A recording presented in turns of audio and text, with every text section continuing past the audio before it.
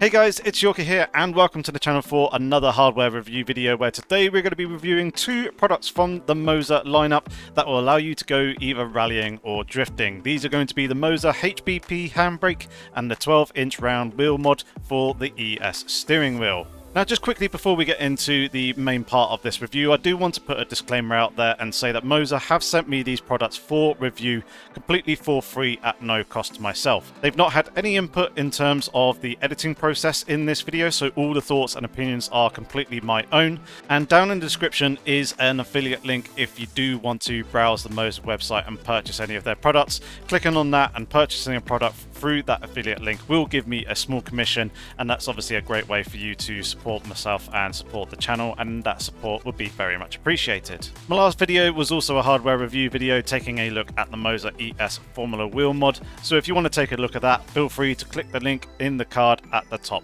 of the screen. So with that done and out the way, let's actually move on to the review of these two products here from Moza, and we'll start off with the Moza HBP Handbrake. Just to begin with some of the specs, the whole body is CNC machined aviation grade aluminium with an anodized finish. It features a 16-bit high precision sensor as well as two connection ports allowing you to either connect it to a Moza wheelbase or directly to the PC itself. And then when it comes to adjustability, you can choose to either mount the lever either horizontally or vertically, simulating both road and race cars. You can adjust the brake force by swapping the yellow spring that comes in the handbrake as standard out for a much stronger blue spring. And then you can also adjust the stop position, which allows you to configure the length of travel on the handbrake. And then finally, you've got two mounting options depending on your setup.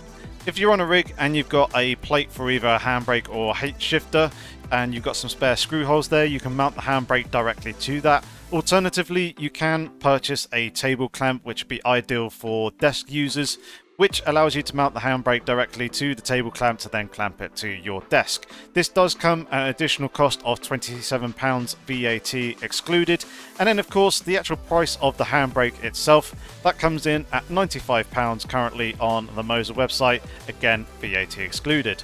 Aesthetically, I really like the look of this Moza handbrake. It looks absolutely fantastic.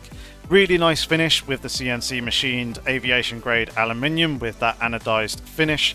It just looks very sleek, very clean. It also has some fantastic adjustability options as well. As previously mentioned, you can choose to either have it mounted horizontally or vertically like I've got it here. You can choose the overall length of the handbrake as well. I've got it in the shortest position possible, but there is some additional holes and slots that will allow you to make the length of the handbrake longer if you so wish. And then you've got three other adjustable methods for changing how the actual handbrake itself actually feels and how it actually works. You've got the adjustable brake force by swapping either between the yellow or blue spring. The yellow is the one that comes built into the handbrake by default, but you can change it to the blue springs fairly easy following the instructions provided with the handbrake, or alternatively found on the Moza website. And then you've got the adjustable stop position, which allows you to basically control how long or how far the handbrake actually travels before you get to 100%. Now personally for me, I've stuck with the yellow spring that comes in the handbrake by default rather than swapping out to the stiffer blue spring. Obviously that blue spring option is there if you want a much stiffer feel with a lot more resistance, requiring more force in order to get to 100% and a little bit more control and modulation. But personally for me, I found that the yellow spring works very nicely. It's not too stiff, pulling all the way to 100% can activate that quite easily, but there is also enough resistance and control there in order to actually modulate the handbrake should I so need it. If I just want to lock the rear wheels just ever so slightly, just to provide that tiny little bit of extra rotation coming through the corner. And I think it's the option that most people will probably end up going for, especially if you do get the additional table clamp option and you're mounting your handbrake to the desk.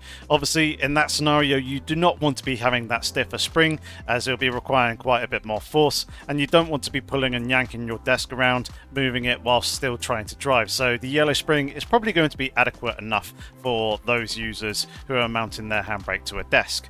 And then for the third method of adjusting the feel of the handbrake is going to be through the Moza Pithouse software. As we can see in the Pithouse software, there's a dedicated page for the HBP Handbrake where we can choose from a variety of different output curves that will control the amount of handbrake travel and how that is directly translated into the sim. This first curve here is a direct linear line, so it's going to be a one-to-one translation. So if I pull all the way to 100%, you can see the bar filling all the way up there.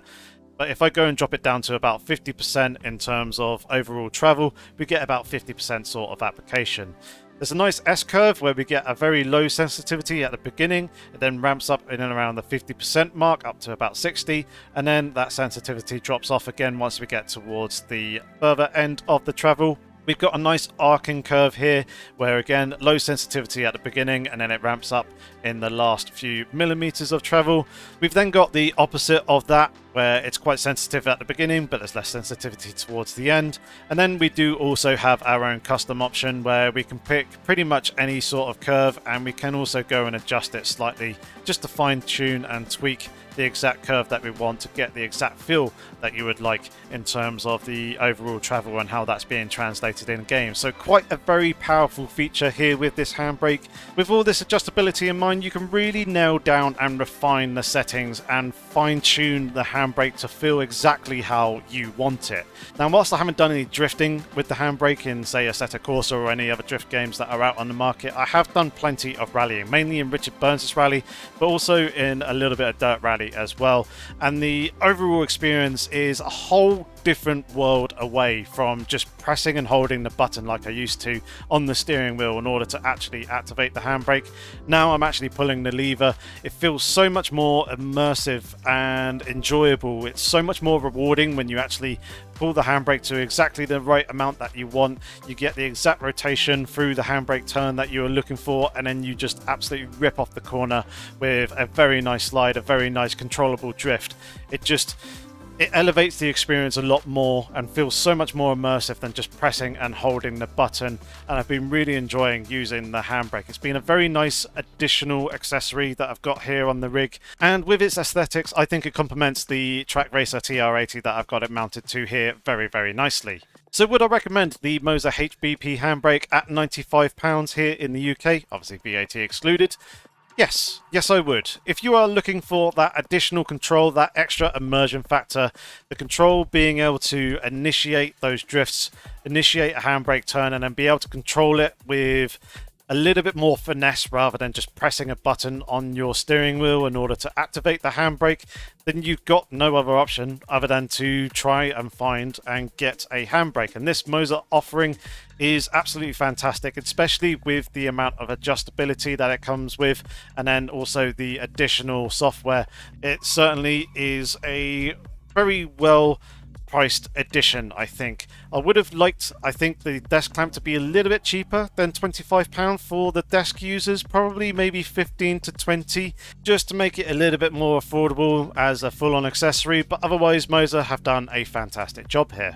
Next up, we're going to talk about the Moza 12-inch round wheel mod for the ES steering wheel, and yes, that is its name. It could have been a little bit more original here, Moza, and come up with something a little bit more creative.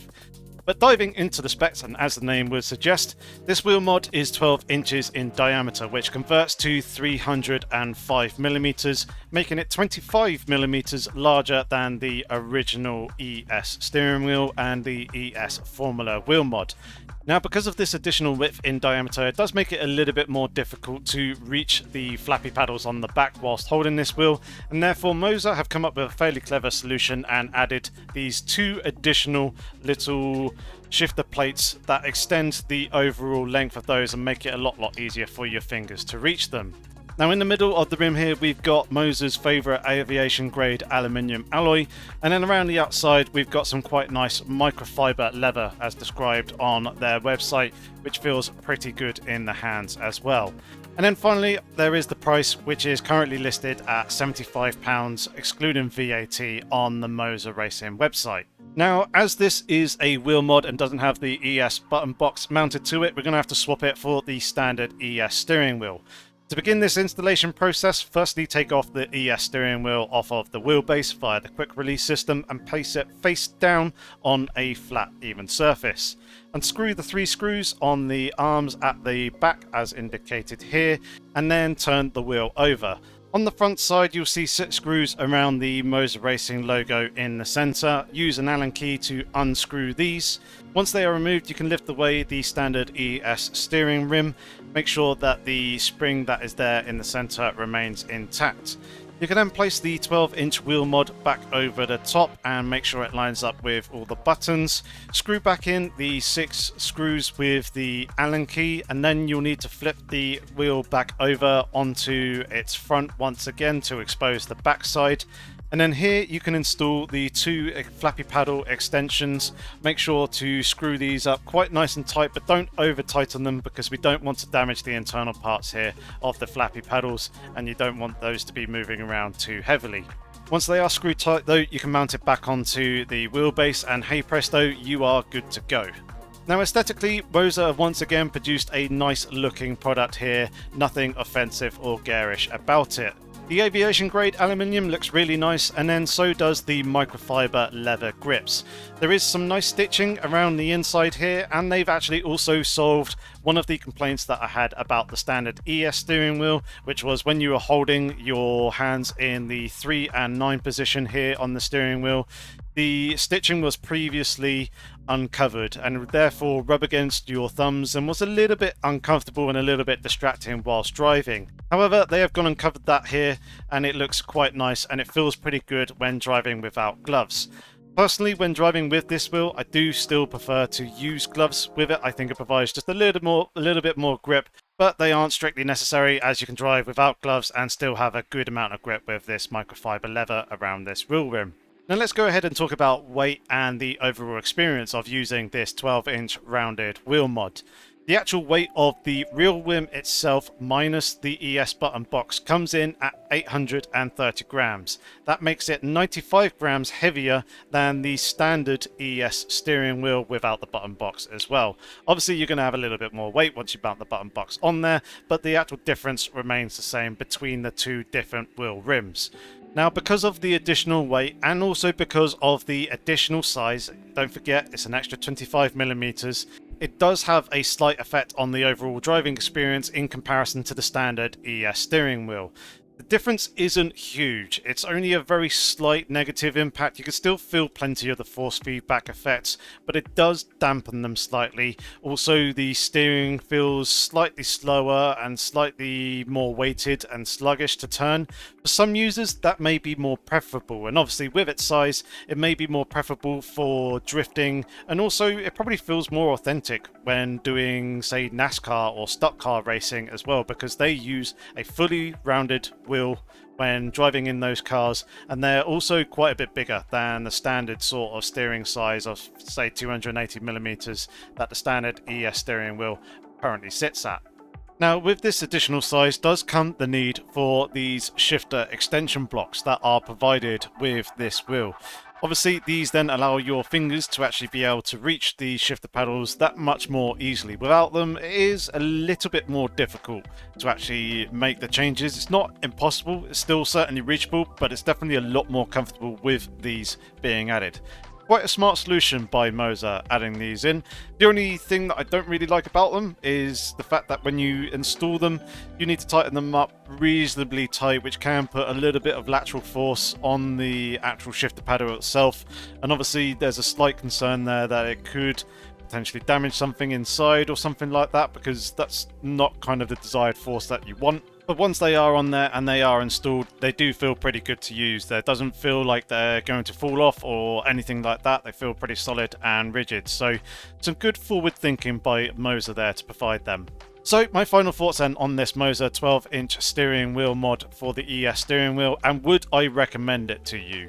For the most part, I would. If you're looking for a fully rounded wheel, something that is larger than the standard ES steering wheel as well, then this is obviously going to be a great option for you. It adds quite a bit more immersion when it comes to driving stock cars or NASCARs, also doing rallying and drifting. Obviously with the fully rounded wheel there, when it's moving around through your hands quite quickly and you're having to chuck the wheel about to flick it from one direction to the other to control some drifts, some slides, then obviously having a fully rounded wheel in that situation is going to be a great benefit.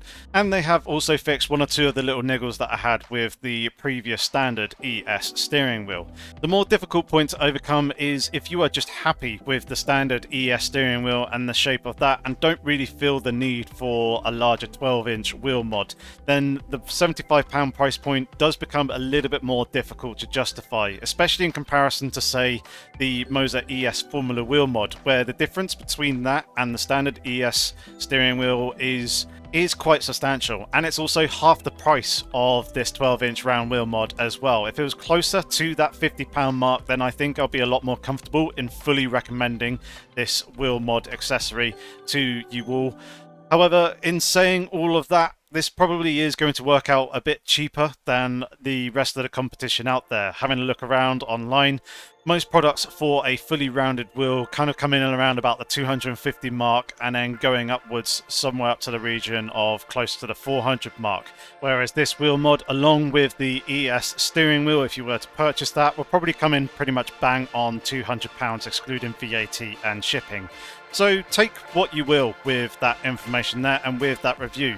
Let me know down in the comment section what you thought of these two Moza products, and if you've got any comments or questions, feel free to leave them there too. Otherwise, please give the video a like, consider subscribing to the channel if you're new here. Other than that, thanks very much for watching. Until the next video, have fun, stay safe, and take care.